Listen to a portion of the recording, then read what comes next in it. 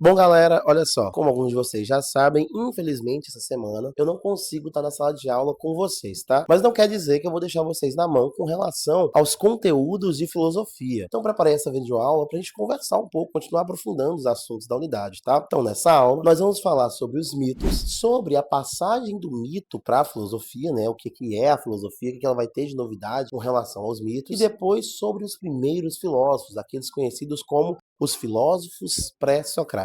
Bora comigo? Então tá, para começar a falar dos mitos, a gente precisa primeiro imaginar aquele tempo, tá? Imaginemos uma sociedade na qual não existia telescópios, não existia laboratórios, não existia pesquisa em ciência aplicada, nada disso, tá? Como é que as pessoas explicavam a realidade? Elas usavam a maneira como elas entendiam o mundo para explicar a realidade. Elas tentavam explicar aquilo que elas viam do mundo de maneira poética, através dos mitos. Vamos pensar, por exemplo, os mitos gregos. Na Grécia Antiga, o mundo foi criado da seguinte forma: existia somente o caos, nada mais. E do caos teve origem Urano, o céu, e Gaia, a terra. De Gaia e Urano tiveram origem os titãs. Dos titãs, os deuses olimpianos, como Zeus, Poseidon, Hera, Deméter, Hades, todos esses deuses, e depois deles outros e outros, por aí por diante, né? Cada um desses deuses sendo os responsáveis por algum aspecto da natureza e explicando de alguma forma a realidade. Tá, com essas histórias a gente fala e pensa bem assim, professor, mas não parece que nada disso era real, parece que é uma fantasia criada da cabeça deles, tá? Mas será que essas histórias eram simples invenções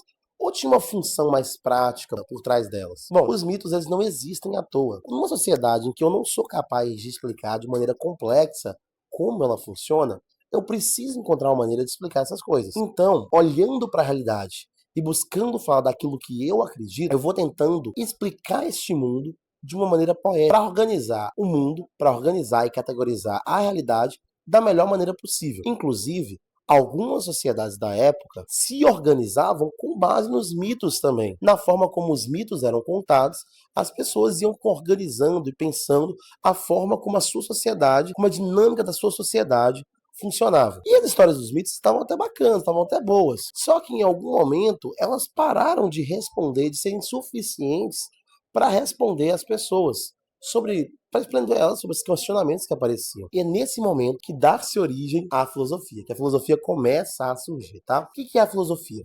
A filosofia vai ser basicamente aquilo que vai surgir de um grupo de pessoas que perguntam o porquê das coisas, de um grupo de pessoas que está curiosa, de um grupo de pessoas que tem uma atitude de quem quer explorar mais.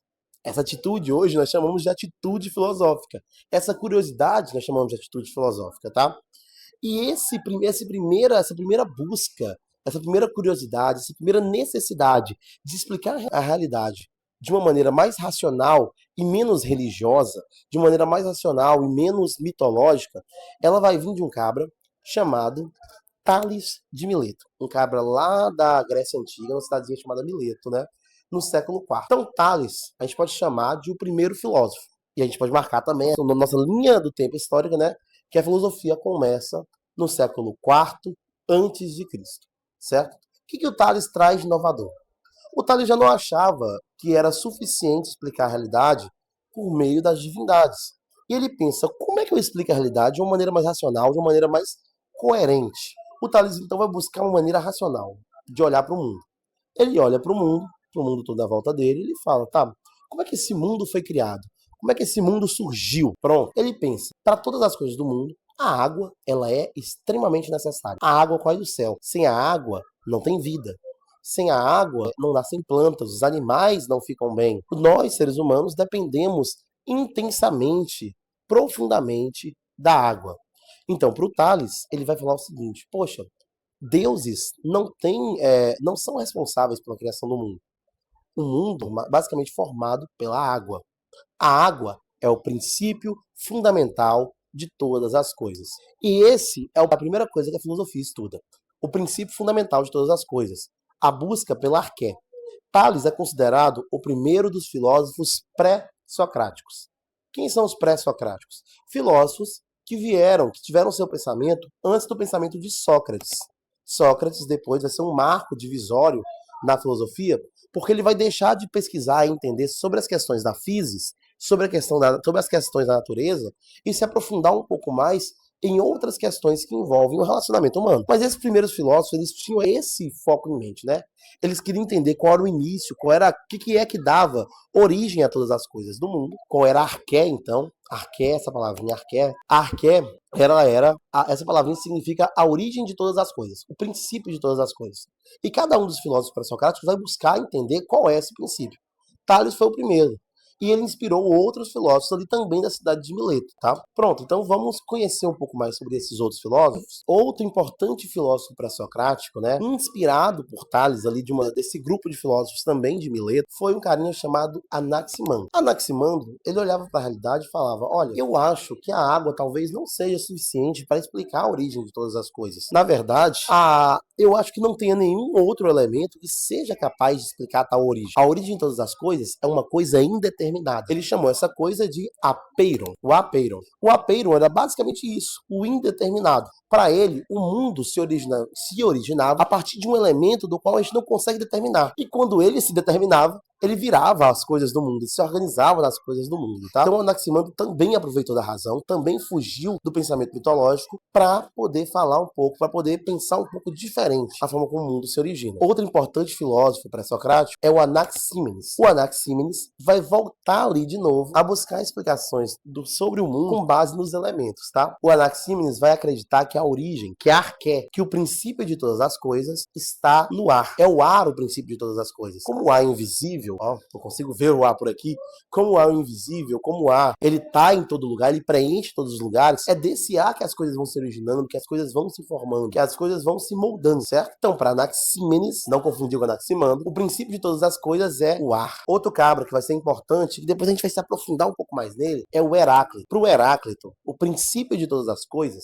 a arqué, é o fogo. O fogo por quê? Porque o fogo, ele tem uma capacidade, uma habilidade diferente dos outros elementos. O fogo é dinâmico, o fogo nunca para, o fogo sempre se transforma. E é sobre essa mudança também que o Heráclito quer falar. Para ele, tudo que existe no mundo está em constante transformação, em constante mudança, certo? Em constante mudança, em constante transformação. Heráclito ainda fala pra gente que ninguém, absolutamente ninguém, é capaz de entrar num rio duas vezes. Por quê? Nem o rio vai ser o mesmo, porque ele já passou, ele já mudou de rota, e nem a pessoa vai ser a mesma, porque essa mesma pessoa já também passou, ela já evoluiu, ela já se transformou. Mesmo se eu entrar e sair, eu não vou ser capaz de entrar no rio duas vezes. Tudo está em constante transformação, em constante mudança, beleza? A gente pode pensar também em outros filósofos pré-socráticos, na verdade surgiram vários, né? Outro importante filósofo pré-socrático, vocês devem estudar ele depois, lá na matemática, o Pitágoras. O Pitágoras também é um dos primeiros filósofos, um matemático, mas também um dos primeiros filósofos. Para o Pitágoras, a arqué, a origem do mundo, a origem de todas as coisas, o princípio de todas as coisas, está nos números. São os números, na verdade. Ele olha para a realidade e ele consegue enxergar os números em todos os lugares, em todo e qualquer lugar. Então, para ele, a única coisa lógica é, se os números estão em todos os lugares, se eu consigo calcular todas as coisas, logo, os números dão origem ao mundo, são a origem de todas as coisas. Outro cabra que vocês devem estudar também, mas lá mais pro rumo da física, da biologia, é o Demócrito. O Demócrito diz pra gente o seguinte, que a origem de todas as coisas está relacionada com uma coisa que a gente não consegue enxergar porque é muito pequena. Tão pequena que ela não é divisível. Para ele, a origem de todas as coisas é o átomo. O átomo é uma coisa indivisível, tá? Em grego, a partícula A quer dizer não. Então, tomo, divisão, né? Átomo, o indivisível. Tanto que os pensadores modernos depois vão retomar o pensamento de Demócrito para falar, olha, o mundo é formado por átomos, por partículas indivisíveis, que vão sendo organizadas aí de maneira que formam todas as coisas do mundo. Tá certo? Pronto. Então conhecemos vários desses filósofos pré-socráticos, né? Muitos outros filósofos vão ter teorias sobre o princípio de todas as coisas do mundo. Só que além do princípio de todas as coisas, além dessa teoria sobre a arqué, outra importante teoria que é discutida entre os pré-socráticos é uma discussão com relação à mudança.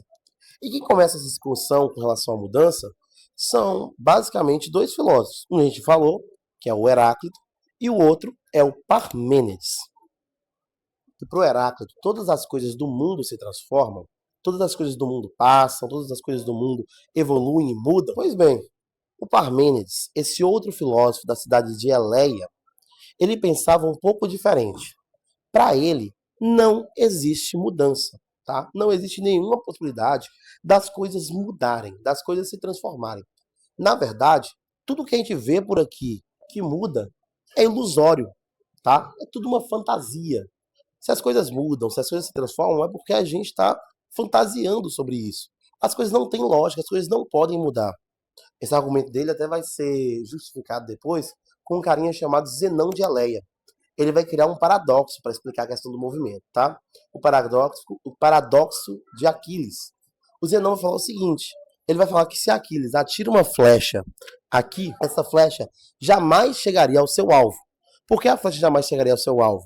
Porque para chegar no seu alvo, essa flecha tem que chegar primeiro na metade do caminho. E para chegar na metade do caminho, tem que chegar depois na metade da metade do caminho. E na metade da metade do caminho. E aí por diante. Até sair da câmera. E aí por diante, tá? Olha só. Mas por que que ele fala isso? Que não existe então movimento? Porque entre o 0 e o 1 vão existir inúmeros números. Então a flecha nunca vai conseguir chegar em lugar nenhum, ela nunca vai sair de lugar nenhum, sabe? Então o movimento é tudo uma fantasia, tudo uma ilusão. Isso segundo Parmênides. E por que ele defendia isso? Porque para ele, se as coisas mudam, se as coisas se transformam o tempo todo, algumas coisas, isso vai gerar um problema com relação a algumas coisas, especialmente os conceitos, beleza? Se cada pessoa tem o seu próprio conceito do que é bom, se cada pessoa tem o seu próprio conceito do que é justo, do que é certo, do que é errado, do que é amor, do que é ódio, então fica difícil viver nesse mundo que as pessoas têm ideias diferentes sobre as coisas, que as coisas vão mudando o tempo todo. A gente precisa ter alguma coisa sólida, a gente precisa ter certezas sobre a essência das coisas. Parmênides vai dizer então que as coisas não mudam de jeito nenhum por isso. Porque se as coisas não são o que são, elas não vão ser nada. Beleza? Então ele vai criar o seguinte aforisma, né? Para ele, o ser é, anota isso aqui para mim, por favor. O ser é e não pode deixar de ser, e o não ser não é e não pode vir a ser de forma nenhuma, tá? Isso é uma coisa curiosa. Por que o ser é e não pode deixar de ser? Se esse livro aqui, por exemplo, o livro da escola, ele é um livro de história. Se ele não for mais um livro de história, ele não vai ser um livro de história, ele vai ser lixo. Ele vai ser papel, outra coisa. Mas, por hora, ele é um livro de história. Se ele deixar de ser um livro de história, ele vai ser outra coisa. Eu juro que parece confuso, mas fazia todo sentido. E essa discussão sobre o movimento, essa discussão sobre a mudança, especialmente entre ele, que falava sobre a necessidade das coisas serem idênticas e não mudarem, e sobre o Heráclito, que falava sobre as coisas mudarem e mudarem constantemente, vai ser um baita de um problema para esses filósofos, para esses primeiros filósofos. Um problema que só vai ser resolvido depois lá com Platão, tá? Lá com Platão, com a teoria das ideias e tal. Com outros pensadores lá na frente também vão criar novas teorias sobre essa questão do movimento, beleza? Bom, por hora é isso, né? Nós entendemos um pouco sobre a função do mito na sociedade, né? O mito é basicamente uma forma poética de se contar alguma coisa que as pessoas acreditavam, uma forma poética de se contar uma verdade para as pessoas, verdade essa que era uma verdade quase não, uma verdade religiosa, né, praticamente religiosa, que servia não só para organizar o pensamento, mas também a forma de vida e as sociedades. Entendemos como que o mito, depois de ser visto como uma coisa que já não era capaz de explicar tanta realidade, deu espaço para a filosofia, como a filosofia começou o seu pensamento tentando entender e explicar a realidade, né? E como as questões com relação ao princípio de todas as coisas, à origem de todas as coisas, e depois as questões com relação ao movimento foram fundamentais para entender o pensamento dos primeiros filósofos, foram fundamentais para os primeiros filósofos explicarem um pouco mais sobre o que eles acreditavam sobre a realidade, tá? Bom, gente, a aula de hoje é isso. Muito obrigado por terem prestado atenção. Façam os exercícios aí que eu deixei para vocês e até a próxima. Falou!